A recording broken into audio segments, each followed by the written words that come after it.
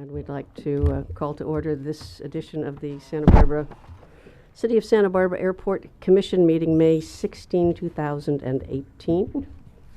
And we will begin with roll call. Karen Kahn, Present. Kirk Martin, Craig Arcuri, Here. Carl Hopkins, Here. Bruce Miller, Here. Jim Wilson. Here. Okay, the next item is notices that on Friday, May 11th at 5 p.m., the Airport Commission Secretary duly posted this agenda on the bulletin board at Airport Administration. Are there any changes to the administration? No changes to the agenda. Okay. The next item, number 2, is public comment. Any member of the public may address the Airport Commission on any subject within the jurisdiction of the Commission that is not scheduled before them that same day. The total amount of time for all public comments will be 15 minutes, and no individual speaker may speak for more than 2 minutes. Do we have any comment slips? I don't have any speaker slips. Okay. That brings us to liaison reports. And I do not see any of our liaisons. If you are here, please speak up. We're missing you. All right. We can come back around to that if they appear later. Next item is the consent calendar. Do I hear a motion to waive the reading of the minutes and approve the consent calendar? So moved. A second? Second. We need a second. I heard a second. If Carl is going to move, I'll second. Okay, I'm sorry that this gentleman on my right beat you to it. Okay, it's been moved and seconded. All in favor? Aye. Aye. All opposed? The waiving of the reading and the approval of the consent calendar passes. And that brings us to administrative reports. Item 7, the 495 South Fairview hangar leasing strategy.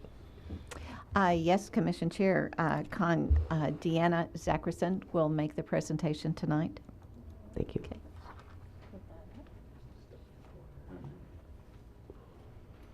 Alrighty, good evening, Madam Chair, Commissioners. Tonight, you have on your agenda 3 items, lease proposals for consideration, and I'd like to offer this presentation as an overview of all 3 of those items. So once I have shared this information and entertain any questions that you might have, then we would ask that you could entertain approval of those items individually after that. All right. All right, of course, so we are talking about the hangar facility at 495 South Fairview. And I think most of us know that that facility has been part of the airfield for a long time, 5 decades exactly. Built in 1968 by Aerospace Lines. Of course, it was built to accommodate the construction of the famous Guppy transport aircraft at the time. It has undergone a number of later expansions and improvements, and since we have the photo up on the screen, probably the easiest way to see that is that you can see there are 4 distinct roof lines, and the 2 hangars in the middle with the windows and the doors, those are obviously identical. To the left of that, you see another hangar that actually at one point in time was a canopy and then was later enclosed into a hangar. So that's an example of some of the changes that have taken place over the years. And those hangars have also transferred a couple of times through different tenants through the years, Tracor, Lucas Aviation, and then finally in the late 90s was assigned to Ampersand Aviation as part of a bankruptcy proceeding. You can see there that the hangars are roughly the same size, and they are roughly the same size. They're about 40,000 square feet apiece, so 160,000 square feet of hangar. There is some office space in the middle that I'll show you on a map. The lease expired after 50 years on May 8th, 2018, so last week. And since that day, it has been owned and operated by the city since the 9th of last week, so it's obviously very new for us. It's important to point out at this point that the hangars still remain without electricity. And the city negotiated a settlement agreement with Ampersand earlier this year to allow us to get into the facility to begin repairing the electrical as part of protecting the interest of the airport when it came back to the airport. So as part of that, the repair is underway. We anticipate it will be completed in the fall, late October, perhaps. Until that time, we have one tenant that is on major power generator power to fuel their operation, and that's Federal Express. They actually have 2 generators over there and a backup generator. It's non-compliant in that it doesn't meet the Air Pollution Control District's requirements, so they are hoping to get off that generator power just as soon as possible. And in that effort, of course, the city is working towards putting into place a city-operated generator power that would be fully permitted by the Air Pollution Control District. And that's coming soon. That actually could be coming within the next week. And so we would have the ability to fire up power to the entire facility. Right now, really only the FedEx hangar has power.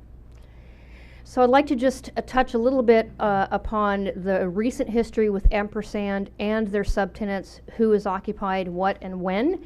An aerial view really works the best for this. You can see Hangar 1 is the most northerly hangar, and then 4A and B, the more southerly hangars, that essentially is one hangar, of course, that has been split into 2 equal parts. So Hangar 1 most recently was occupied by Signature until 2016.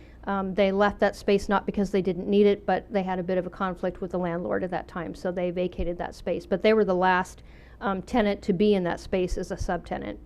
Hangar number 2 was occupied by Georgetown Management, a local businessman who used that as a private corporate hangar.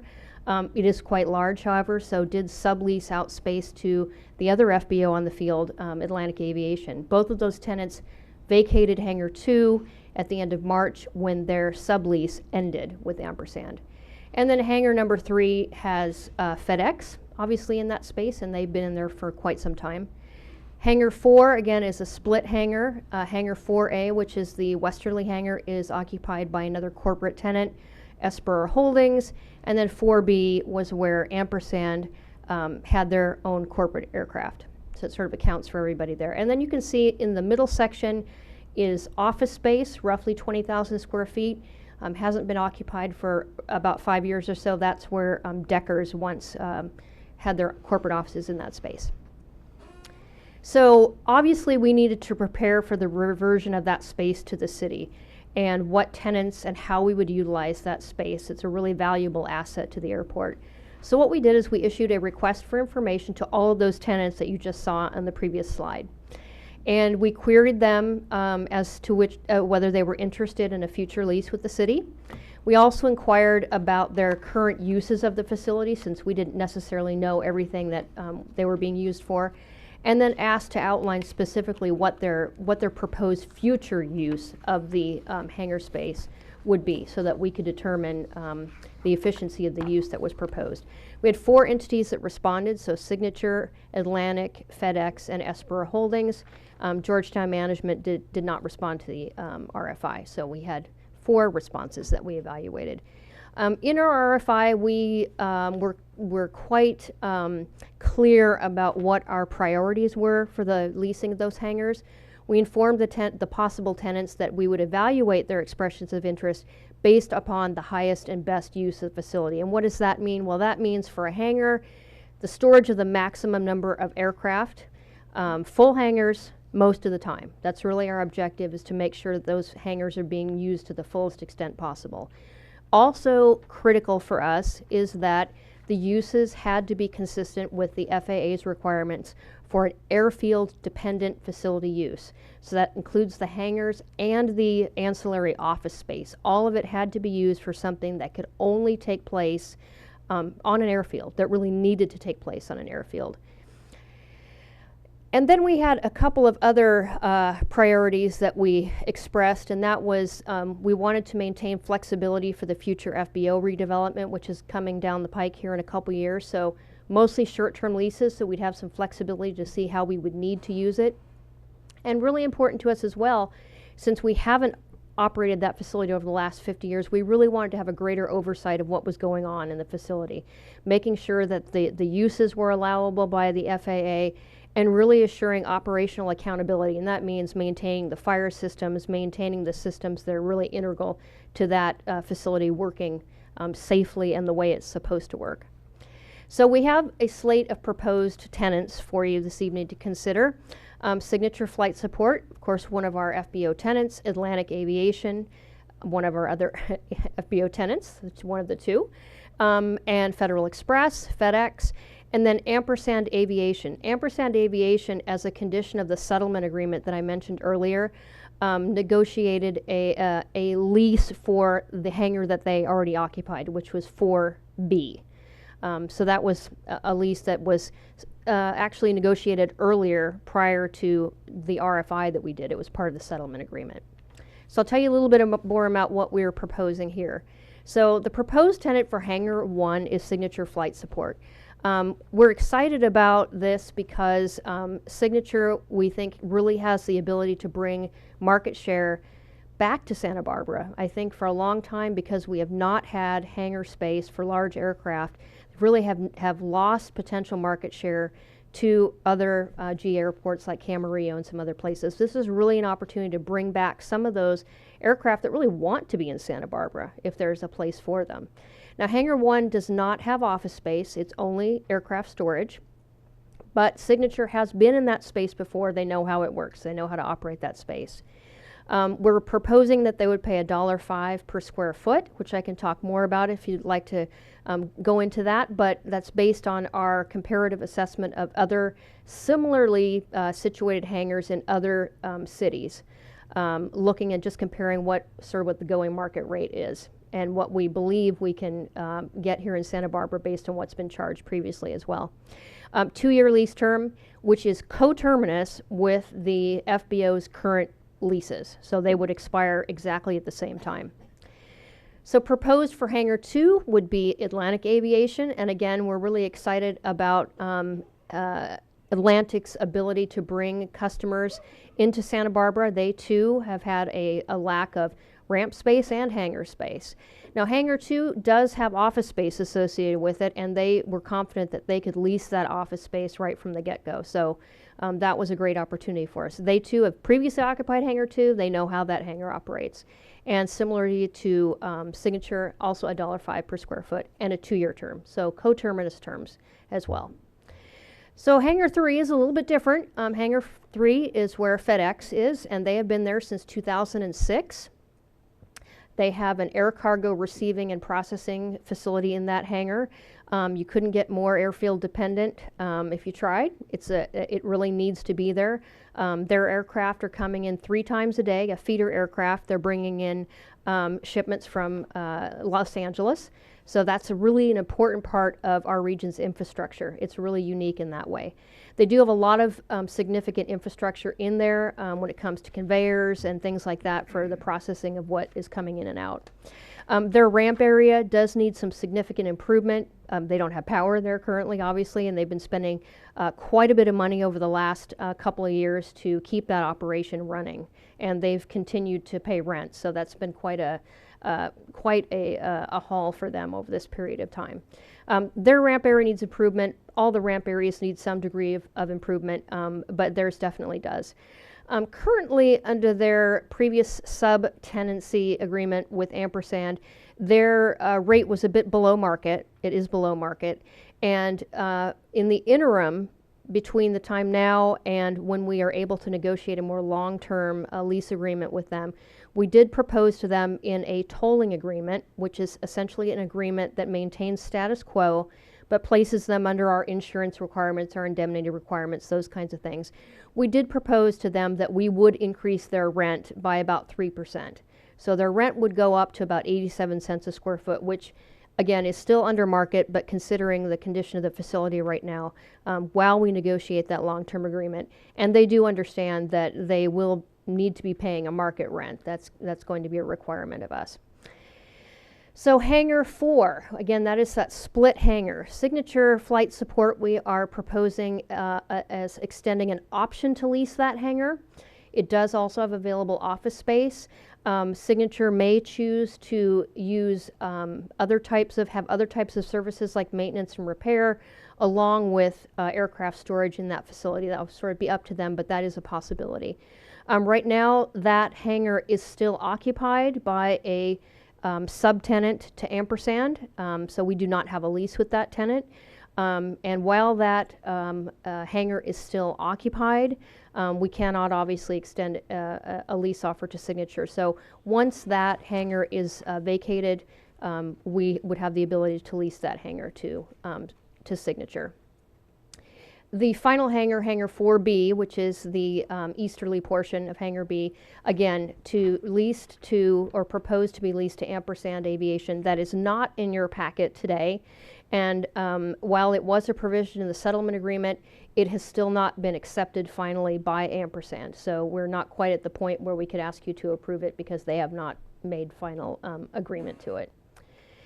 So the final slate here, which doesn't actually look a whole lot different than what we have seen in the past, but we really feel like we're maximizing the use of that facility for aircraft storage and aviation dependent use. Signature in Hangar 1, Atlantic in Hangar 2, FedEx continuing in Hangar 3, and then Signature with an option on Hangar 4A with the office space, and then finally Ampersand pending acceptance of that lease for the final tenant. So if you have any questions at this point, be happy to entertain. Now it's a lot of information pretty quick, but Thanks, Deanna. In the unlikely event of a water landing, meaning in the unlikely event that the FBO redevelopment doesn't quite transpire in the same time scale we expect, are there options built into these leases, 2 years with an option for something? Or? well, there are not options in these leases. However, most of our leases that I can think of all have a holdover provision in them. So that is a safeguard, of course, if things don't quite go as we anticipate. Right. Okay, Yeah. thanks. And then the settlement agreement with Ampersand, without getting into any details there, does that, assuming that that's approved by Ampersand or the parties, would that end in 2 years as well? Does that? Yes, end I at the believe same- it was actually a 1-year lease with a 1-year option. Yeah. Okay. Yep. Thank you. How is the airport protected during this option period on Hangar 4A? If the option is not exercised, do we have the right to lease it to someone else? Yes, the short answer is yes. I mean, we're confident that Signature will want to lease that hangar space just because of the extreme shortage of hangar space that we've had here for so long. But in the event that they should not want it, there is more demand than we have supply at this point in time. So we would be able to lease it elsewhere. Is there an outlook yet for the office space there upstairs? For the office space, so Atlantic is actually pretty confident that they are going to lease out all of the office space that's in Hangar 2, and Georgetown Management, I do believe Georgetown Management is likely to go back into that hangar, but as a tenant to Atlantic, and have some of that office space. I also believe that Avionics West is going to take some space there. So again, there's been a shortage of that kind of space as well. And then there is some associated office space to Hangar 4. A portion of it will, assuming Ampersand decides to take that lease, will maintain that. And the other portion, we're confident that there are other aviation uses. If, for example, if a maintenance company should come into there, there's always a need for support space for those kinds of businesses. Okay, thank you. I believe the master plan at one time anyways called for the spot there labeled as office, a mezzanine, which I believe you said was 20,000 square feet, to be the new home of airport administration. How many square feet's this building? Oh, isn't it about half that much, I think? It's about 10,000 square feet. And that's still the plan? Still part of the master plan to be implemented based on demand, as you'll recall. Right. Right. Yeah. So obviously that office space is too large for airport administration alone. So we would obviously need to find a roommate, shall we say. But there's a lot more due diligence that would need to go into a relocation at this point. Thank you. So at this point, that section labeled office is not being discussed. Well, it's not being discussed at this point. However, it's not inconceivable that once the market starts coming back to Santa Barbara with some of the larger aircraft, that we could see demand for that office space. And it actually, there is a direct access to that office space from Hangar 2. So it's not inconceivable that we could have interest in portions of that office space from the FBO tenants. What is the thinking behind providing the tenants free electrical power rather than charging market rate? Is Well, it because of the reliability of our intended power source? it's not. It is a Band-Aid. It's not true power. It has.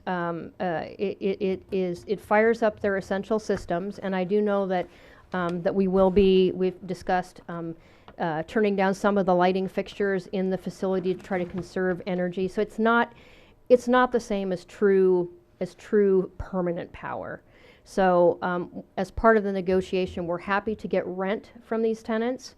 And happy to take the responsibility for providing this power in this interim period. And we're confident once we've invested the money in the permanent power, of course, we'll have a consistent rent stream that will help us pay for that power. Yeah, it sounds like we will not have the same capacity, electrical capacity in the generator as what Southern California Edison would be able to supply. Well, I think we just need to be a little bit judicious in the power usage over there in this Yeah. interim period. Obviously, all the vital systems need to be fired up, but really looking at what needs to be powered and what we can conserve on during that period of time. Yeah. The question came up in my mind, why would we be spending this much money on a short-term generator? But in doing the calculation of rents minus the cost of the generator, it becomes obvious that it's economically in our favor to do it. Yes, we still come out ahead when we do it, and obviously if that wasn't the case, we wouldn't propose that. Part of this too is that, as you can see here, 2 of those hangars are currently vacant. And the fact that this facility was coming back to the city is fairly well known, and we really wanted to get that space back online just as soon as possible because the market is eager for it. So we just didn't want to see it sitting idle if we didn't have to. Are the hangars within the floodplain? And what would our liability be if they were inundated? Well, that's a good question. Hazel, you can probably comment, and I know that there is. Commissioner Wilson, the part of the hangars are in the floodway and part in the floodplain. But if because they're hangars, the water would go through the facility as opposed to, now the office spaces would be impacted, but the hangars the water would probably go through. But once we had the floods in 1995, we had FAA grant funds to fix the bridge that crossed over the creek. And when we did that, we did a span bridge as opposed to pillars so that the flow in the creek continues to go down and not get backed up. And since that time, we've not had, even though we've had major rains, we have not had any flooding. But it is, because of the being next to the creek, it is in the floodplain and the floodway in certain parts. But it's a crooked line. In the unlikely event that water would run in and rust somebody's airplane, would our liability insurance cover it? I would have to research that, but I think in the past, if we give notice that there is the likelihood of a flood, then it's sort of incumbent upon the tenants to take protective actions to protect the aircraft. When we did flood in 95 and 98, I don't believe the city paid claims. I don't believe we did. Okay, thank you. Mm-hmm. Any other questions? Right. I believe the signature item is first up amongst the leases for approval. Is that correct? Yes, do you want us to approve those That'd be great. recommendations? One One by one? And do we have any comments? Okay, then I'm going to suggest we take it as item 7, which would be, we've had the strategy, so item 8 would be the lease agreement with Signature Flight Support. Do I hear a motion to? Oh. There's no presentation on items 8. This was your This No. was the whole overarching package. We had presentation, it. yes. I'd make a motion to approve the lease agreement with Signature Flight Support. I'll second that. Okay. It's been moved and seconded that the lease agreement with Signature Flight Support be approved. All in favor? Aye. Aye. Opposed? That carries. Item 9 is the lease agreement with Atlantic Aviation. Do I hear a motion regarding item 9? I move the lease agreement with Atlantic Aviation be approved. Second. Okay, it's been moved and seconded that the lease agreement with Atlantic Aviation be approved. All in favor? Aye. Okay, opposed? Okay, the motion carries. And number 10, the tolling agreement with Federal Express. Do I hear a motion regarding? Motion to approve the tolling agreement with Federal Express. Do I hear a second? Second. It's been moved and seconded. All in favor of the tolling agreement with Federal Express? Aye. Opposed? Okay, item 10 passes. And that brings us, I'll tell you what, before we get to the director's report, I do notice that our liaison, Michael T. Bennett for the city of Goleta, is here. Do you have a report for us that you might? You do not. All right, well, welcome in. And- Commission Chair, Councilmember Jason Dominguez is at the back. Oh, pardon me. He's trying to hide back He's there. trying to hide. We have these Unsuccessful. honored chairs for you. Do you have anything you'd like to present from the city?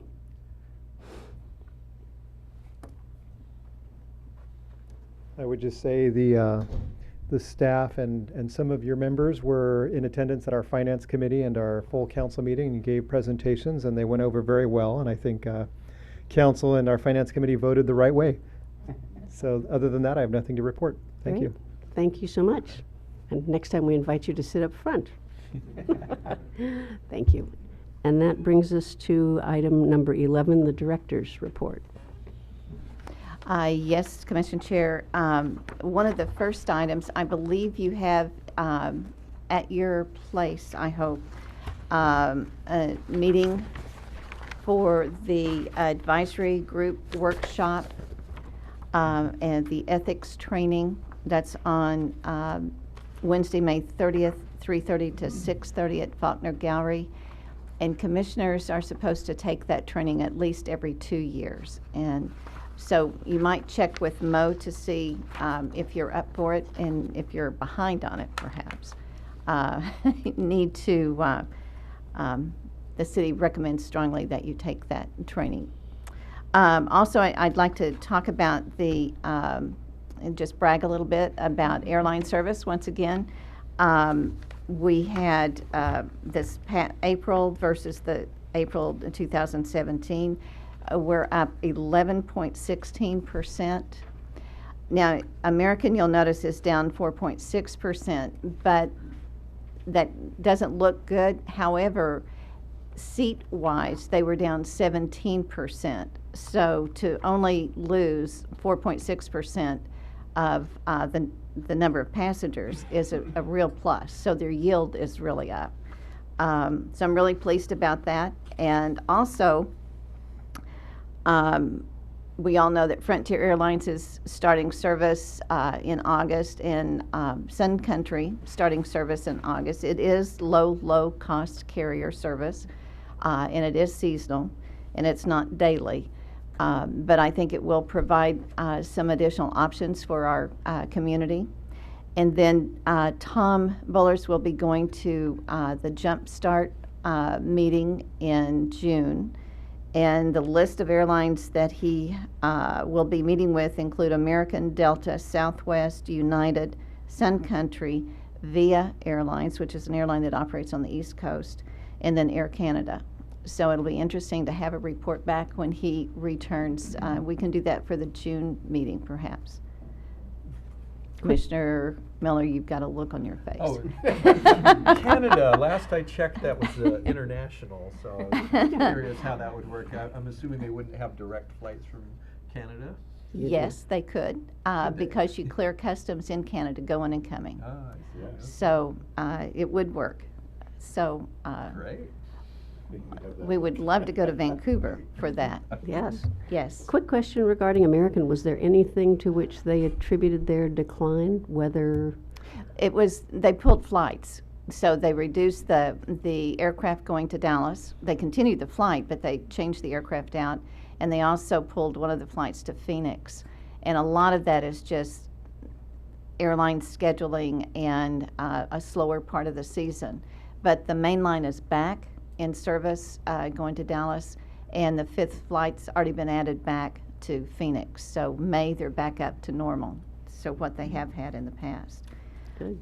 Let's see, I wanted to point out, also on our Facilities Planning and Development Group, we will be, we're meeting tomorrow with the consultants for the update to the industrial commercial specific plan.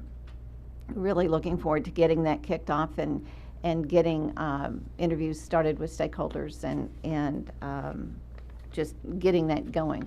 I think it'll be good for the airport and for all those, especially Deanna and Tracy, since they'll play a major role. On South Fairview, the electrical update, as Deanna said earlier, we are working with the engineers and also with Southern California Edison, so that project is on schedule, and hopefully we can beat the October deadlines, but knowing Leaf Reynolds, that will, at least that's a given deadline. He knows he can get it done by that time. The ramp surrounding the ampersand or the 495 South Fairview property is in deplorable condition. And we did apply through Airport Improvement Program grant funds with FAA to replace that ramp. We don't have enough money to do all of it, but we're taking the part that's probably in worse condition. I don't know if it's all in worse condition, but we're starting on the north end and swinging around to get that done, and that should start this summer. I'm anticipating that we would have federal funds in July, and it's sort of a short period between July and November. So once we have tenants in the facility, we would relocate during part of that time, have the aircraft stored someplace else while that's going on. 6100 Hollister Avenue, we are looking to complete the whole first phase of development, which includes 5 buildings. We have 3 buildings funded currently, and we're looking to fund 2 other buildings. We won't know the total dollar amount until the bids come back, but the bids are due on May 31st. So if we're successful with that, then we'll come back to Airport Commission in June and also meet with the Lease Review Subcommittee to discuss the terms for that particular activity. And with that, that concludes my report unless you have other items you'd like to discuss. Any questions? Questions? After the city council meeting on May 8th, what is the developer on the auto dealership? Are they now moving forward, or what is their status? They received positive comments from ABR the day before the council meeting, and they need to get their plans and specs prepared and submitted, and then go back to ABR for final. And then once they get their building permit, they could go forward. Thank you. Mm-hmm. Anyone else? I guess we don't actually need a motion to adjourn. I can decree we are adjourned if that's all. Thank you all.